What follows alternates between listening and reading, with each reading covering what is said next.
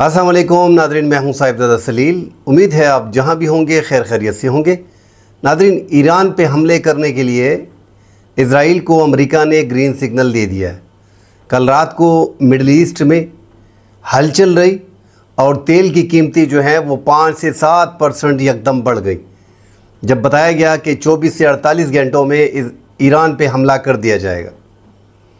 जवाब में ईरान ने दो टोक अल्फाज में अमेरिका को कहा है कि जिस जिस मुल्क में अमरीकी अड्डे होंगे उनको निशाना बनाया जाएगा और हमारा रद्दअमल जो है वो सख्त होगा। शुरुआत आप करेंगे, इख्तिताम हम करेंगे। नाज़रीन, इस हवाले से बात करते हैं। बात करने से पहले गुजारिश है कि हमारे चैनल को सब्सक्राइब कीजिएगा, लाइक कीजिएगा। अपने मौजू की तरफ नाज़रीन बढ़ते हैं। ईरान कल रात से ख़बरें चल रही थी। एक तो अमेरिका ने अपने शहरियों को, अपनी फ़ौजियों को, उनके अहलखाना को, जितने भी उनके फ़ौजी हैं, उनके अहलखाना हैं, उनके रिश्तेदार हैं, उनको बता दिया गया था कि आप जो हैं वो महफूज मकामात पे चले जाएं। उनके जो बेड़े हैं वो रेडी हैं और उनके जो हवाई अड्डे हैं उनमें मूवमेंट दिखाई दी गई। उसके बाद हमने देखा नाज़रीन कि तेल की कीमतें जो हैं वो पहली बार 5 से 7% जो हैं वो यकदम बढ़ गई हैं। उस पर आज डोनाल्ड ट्रंप ने कहा भी है कि मुझे जो मिडल ईस्ट में जो क्राइसिस चल रहा है और तेल की कीमतें बढ़ी हैं तो ये मुझे मंजूर नहीं है, मुझे बुरा लगा। मगर नाज़रीन, साथ डोनाल्ड ट्रंप ने ही परमिशन दी हुई है इज़राइल को कि आप अब हमला कर सकते हैं। अब ख़बरें ये आ रही है कि नाज़रीन, एक तो धमकाया जा रहा है ईरान को ताकि वो सरेंडर करे और जोहरी तनसीबात जो है, जोहरी प्रोग्राम जो है वो अपना रोल बैक करे। मगर ईरान अपना जोहरी प्रोग्राम रोल बैक नहीं कर रहा और ईरान ने खुले अल्फाज में कहा है कि जितने भी एयर बेसिस हैं गल्फ़ ममालिक में और उनके करीबी ममालिक में, अमेरिका के किसी बेड़े को, किसी एयर बेस को छोड़ा नहीं जाएगा। हमारा रद्दअमल इतना सख्त होगा कि अमेरिका को और उसके इत्तेहादियों को सहने की सलाहियत जो है वो नहीं होगी। नाज़रीन, ईरान ने जो अब ख़बरें सामने आ रही है कि तकरीबन 2024 में ही एटमी सलाहियत जो है वो हासिल कर ली थी। अब उसके पास 10 से 12 एटमी बम बताए जा रहे हैं और वो बैलिस्टिक मिज़ाइल जो ज़्यादातर चाइना से ले रहा है और रशिया से ले रहा है। अब उसमें ऐसे बैलिस्टिक मिज़ाइल उनके पास हैं कि वो वार हेड साथ लेके जा सकते हैं। तो जब वार हेड लेके जा सकते हैं तो नाज़रीन, ये एटमी जो बम वगैरह हैं वो साथ लेने की सलाहियत रखते हैं। ईरान के पास ऐसे मिज़ाइल हैं कि वो इज़राइल तक आसानी से पहुंच जाते हैं और उनके ड्रोन्स जो हैं वो काफ़ी मशहूर हैं। 136 शहीद ड्रोन जो हैं वो इस टाइम पे छाए हुए हैं। यूक्रेन में हमने देखा कि उसने तबाही फेर दी थी। और नाज़रीन, यहाँ पे एक बात जो सबसे अहम है कि इज़राइल गल्फ़ ममालिक में किसी के पास जो है वो जोहरी प्रोग्राम उनका देखना नहीं चाहता। 2007 में आपको याद होगा कि सीरिया में बशार अल असद की हुकूमत थी और वहाँ पे जो बताया गया कि उनकी तनसीबात हैं, जोहरी प्रोग्राम वो शुरू कर रहा है, उसने काम किया हुआ है, उस पर 1-1.5-2 साल उसने काम किया हुआ था। उनकी तनसीबात को निशाना बनाया गया और उनकी तनसीबात को नाज़रीन, जो इंग्लैंड में उनके सीरिया के जो जोहरी प्रोग्राम के जो रहनुमा थे वो लंदन के किसी होटल में थे और वहाँ पे उसके लैपटॉप से डिटेल जो है वो डाउनलोड कर ली गई थी और उसके बाद जो है वो सीरिया ने लोकेशन ट्रेस करने के बाद सीरिया पे हमला करके उनकी जोहरी प्रोग्राम को तबाह कर दिया था। तो ये ईरान के पास भी नहीं छोड़ेंगे। जब ईरान ने सब कुछ कंप्लीट कर लिया है, अब उनको अंदाज़ा है कि ईरान अब भी प्रोसेस में है और अगर उसने बना भी लिया है तो उनके पास फ़िलहाल ज़्यादा मकदार में नहीं है, तो लिहाजा इन पर हमला किया जाए। मगर ईरान का नाज़रीन, एक तो उन्होंने सबसे बड़ा काम ये किया है, जो राफ़ेल हैं, राफ़ेल ग्रेसी, उन्होंने भी नाज़रीन क्लियर कट कह दिया है।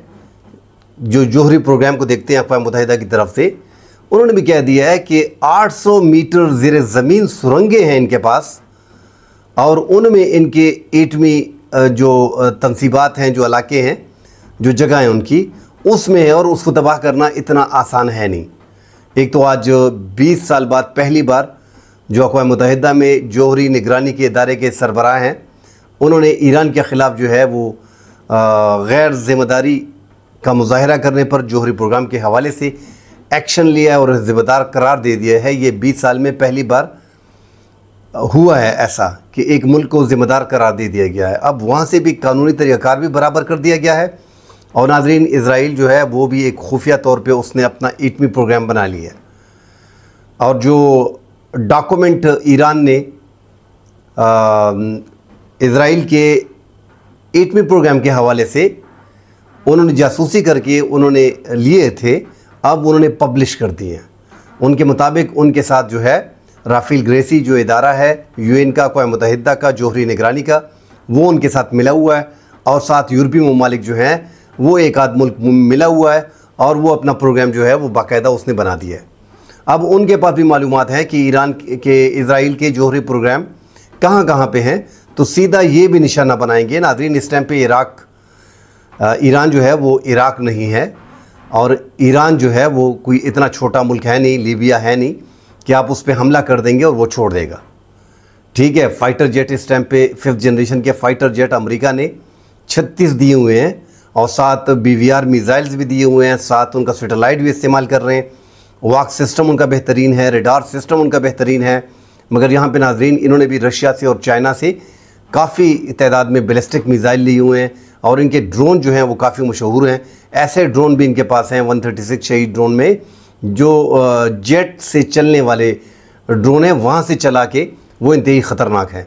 तो ये जो ड्रोन यूक्रेन वार में इस्तेमाल किए गए शहीद ड्रोन 136 रशिया ने इस्तेमाल किए हैं, उसने काफ़ी तबाही यूक्रेन में मचा दी है। और नाज़रीन, जंग छेड़ना जो ईरान के सरबराह हैं, सुप्रीम कमांडर हैं, उन्होंने क्या कह दिया है कि जंग आप शुरू करेंगे और ये ख़त्म हम करेंगे। ये बड़ा क्लियर है कि ये जंग ऐसी है नहीं कि ये इज़राइल शुरू कर देगा और इसमें नुकसान नहीं होगा। इसमें गल्फ़ ममालिक को काफ़ी नुकसान होगा, अमेरिका को काफ़ी नुकसान होगा। जो अड्डे हैं और जिन्होंने वहाँ से ईरान पे हमला करने के लिए उनको जगह दी, एयर बेसिस दिए, उनके लिए बड़ी प्रॉब्लम बनेगी। ये करीब में नाज़रीन जिनके ममालिक हैं, इराक़ है, तुर्की है, बहरीन है, UAE है, कतर है, KSA है, सऊदी अरब, तो ज़्यादातर ममालिक में इनमें जो है वो अमेरिका की एयर बेसिस हैं। अगर यहाँ से इस्तेमाल किए जाते हैं एयर बेसिस और यहाँ से हमले किए जाते हैं तो ईरान डेफिनेटली मुश्किल में पड़ जाएगा। मगर जो भी जंग, नाज़रीन, हम यूक्रेन की जंग को एग्ज़ाम्पल ले लें, हमने कहा 2 दिन में, 5 दिन में, 7 दिन में, महीने में ख़त्म हो जाएगा, और 1 हफ़्ते के अंदर अंदर जो है वो रशिया इसको समेट लेगा। छोटा मुल्क है, 3.5 करोड़ की आबादी का मुल्क है, और तीसरी बड़ी ताकत के साथ जो है वो भिड़ा हुआ है। दूसरी तीसरी बड़ी ताकत है जिसके पास एटम बम भी है, मगर हम देख रहे हैं कि 3.5 साल से वो जंग चल रही है। इस तरह अगर ये ईरान की जंग शुरू हो गई तो नाज़रीन ये जहन से निकाल लें कि ये अगर ये तनसीबात तबाह करते हैं, और अमेरिका उन आशीर्वाद तो डेफिनेटली उनकी है, अगर अमेरिका इसमें पार्टिसिपेट भी नहीं करता और इज़राइल आगे आता है, इज़राइल फ़िज़ाई हमले करता है और इनके जोहरी तनसीबात को निशाना बनाता है, तो ये जंग काफ़ी लंबी चलेगी। इज़राइल के जोहरी प्रोग्राम जो है वो भी महफूज नहीं रहेंगे। अब बताया जा रहा है कि नेतन्याहू के वहाँ पे इलेक्शन हो रहे हैं और उसका जो मैंडेट है उसको मिला हुआ है। अब जो उनके अरकान है तो अब उससे अवाम खुश नहीं है, वो अपनी सरकार बचाने के लिए ये हमला भी साथ कर रहे हैं। तो अमेरिका इस टाइम पे देखना पड़ेगा। अब दोबारा आज जो ख़बरें आ रही हैं उसमें यही आ रही है कि अमेरिका जो है वो बात करना चाहता है ईरान से। एक बड़ा प्रेशर बिल्डअप किया इन्होंने 24 घंटों के अंदर ईरान पे कि किसी तरीके से ईरान को बिठाया जाए, मगर ईरान ऐसे मौके पे जब उसने अपना एटमी प्रोग्राम तकरीबन कंप्लीट कर लिया और 10 से 12 एटम बम बना लिए हैं, तो मुझे नहीं लगता कि वो अपना प्रोग्राम को जो है वो रोल बैक करेगा। नाज़रीन, अगर फ़िज़ाइया को एक छोटा सा मुल्क है इस टाइम पे इज़राइल, मगर दुनिया का सबसे बड़ा बदमाश मुल्क है। जो 57 इस्लामी ममालिक हैं उनमें भी ज़्यादा बदमाशी जो है वो इज़राइल की चलती है। 9.5 मिलियन 9.5 मिलियन उनकी आबादी है और जवाब में ईरान की आबादी 92.4 मिलियन है। एक छोटा सा मुल्क है, छोटी आर्मी है, मगर उनकी फ़िज़ाइया, उनकी ताकत, उनके जो डिफेंस सिस्टम है, उनके जो बैलिस्टिक मिज़ाइल हैं, उनके जो सुपरसोनिक मिज़ाइल हैं, वो सारे अमेरिका के फ़राहम करदा हैं और वो जदीद सिस्टम उनके पास है कि वो आसानी से हमला कर सकते हैं। सिर्फ ये उनके पास जो 36 फ़ाइटर जेट हैं 5th जनरेशन के, आप इसका हिसाब लगा लें कि नाज़रीन दुनिया में बड़े कम ममालिक के पास है।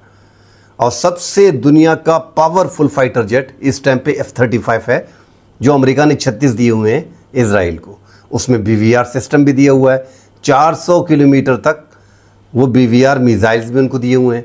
और ये फाइटर जेट जो है F-35, ये 1200 किलोमीटर से 4-5 टारगेट को लॉक करके मार सकता है।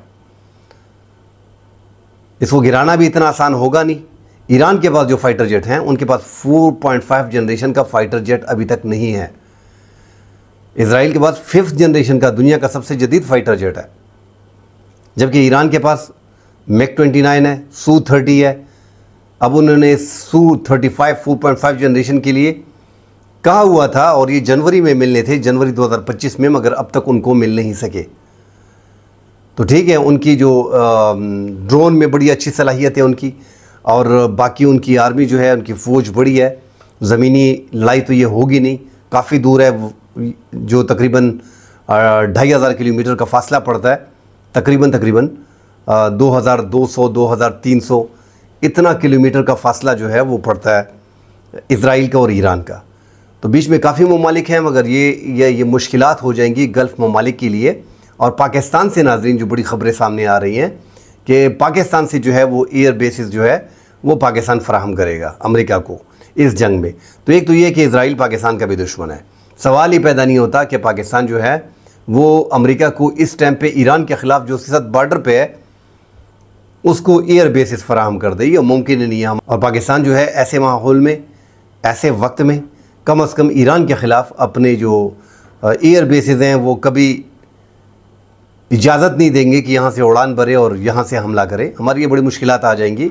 एक तो हमारे करीब में वैसे भी एक एटमी दूसरा इस्लामी मुल्क बन गया है, जो है भी इंतहाई ख़तरनाक मुल्क है ईरान। और ईरान के बारे में शुरू से ही नाज़रीन, पाकिस्तान में जहाँ भी बात करो, मुझसे भी लोग सवाल करते हैं कि आप सुन्नी हो कि शिया हो। मैंने कहा भाई मैं पक्का सुन्नी हूँ, मगर क्या करूँ, अभी सच्चाई तो सामने है ना। 40 साल से जो ईरान पे है पाबंदी है, और यही कहा जा रहा है ये यहूदियों के साथ मिला हुआ है, अमेरिका के साथ मिला हुआ है, इस पे हमला नहीं कर सकता, इस पे ये नहीं कर सकता। भाई 40 साल से एक बंदे पे, एक मुल्क पे जो है वो पाबंदियाँ हैं, उसको तबाह करने की कोशिश की जा रही है। पिछले साल हमने देखा कि इजराइल पे इन्होंने ही हमले किए थे। दुनिया में कौन सा इस्लामी मुल्क है सिवाय अब यमन थोड़ा बहुत कर रहा है, मगर वो इंतहाई कमज़ोर है। बड़े मुल्कों में इस टाइम पे ईरान ही वाहिद मुल्क है कि वो इजराइल के साथ खुल के लड़ रहा है। तो हमारे जहनों में, क्योंकि एक तो मादरत के साथ हमारा पूरा पाकिस्तान जो है उसमें ज़्यादातर 4-5 करोड़ शिया हजरात होंगे, बाकी जो है ज़्यादातर सुन्नी है। तो हमारे जहनों में ये बिठा दिया गया है कि ये शिया मुल्क है और यहाँ पे सारे जो हैं, अब ठीक है, हामनाई से पहले जो है, हुमैनी से पहले जो है वहाँ पे अय्याशी के अड्डे होते थे। उसके आने के बाद हालात चेंज हो गए हैं। उस टाइम पे अमेरिका उनके साथ था, उसके बाद जो है रशिया ने वहाँ पे मुदाखलत की और हुमैनी को सपोर्ट किया। अब वो हालात बदल गए हैं वहाँ पे, अब वो हालात रहे नहीं हैं जो हम सोच रहे हैं कि यार ये तो यहूदियों का गढ़ है और ये तो अमरीकियों का दोस्त है। भाई उसके पास फ़िज़ाई ताकत उसकी देख लें, वो रशिया से फाइटर जेट ख़रीदता है। 40 साल से आपने उस पर पाबंदी लगाई है। हम जैसे मुल्क, पाकिस्तान जैसा मुल्क उससे गैस नहीं ले सकता।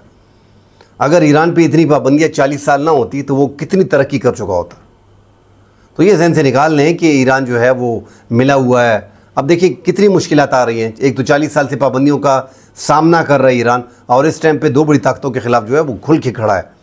अब कौन ईरान के साथ खुल के खड़ा हो सकता है इस टाइम पे, सवाल ही पैदा नहीं होता। अमेरिका को नाराज़ करना है, वहाँ पे गल्फ़ ममालिक जो हैं वो इज़राइल के साथ दुश्मनी मोल नहीं ले सकते, उनके करीब में वाक़या है। हालांकि गल्फ़ ममालिक के पास खरबों डॉलर है, मगर वो जोहरी ताकत जो है वो बना नहीं पा रहे, उनको छोड़ा नहीं जा रहा। उम्मीद है आगे जाके, लग रहा है कि सऊदीया का जो नया बादशाह है मोहम्मद बिन सलमान, वो आगे जाके जो है वो जोहरी प्रोग्राम के बारे में सोच रहा है। अगर वो बना लेता है तो ये पूरे गल्फ़ के लिए बहुत बड़ी बात होगी। कल नाज़रीन अगले प्रोग्राम में मिलते हैं। फ़िलहाल के लिए इजाज़त दीजिए। अल्लाह हाफ़िज़।